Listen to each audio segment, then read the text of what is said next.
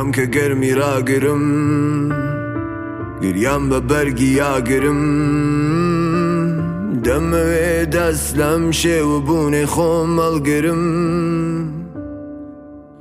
گریام که سنگی دل سینه هل کنم، اوریان بلی باز لناو خودا، وریا بوشیار برو لرای شودا. گریان شوردی بردی شپل دریا، دریا به دریا گشته و بری خاک، بریا به بریا بله بسترم کات. ای یار به گریام بله دستم ناگا، لیادی دریاش ما و باسی ناکا. گریان درده دلالوز تکلاوی درده، من نارم که پردله پنجره کانیم، مالواز بینت سریان دبی ببالو بی.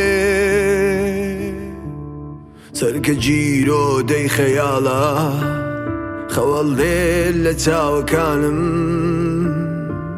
کزا کزی برین دلیا گریان خستوت جانم.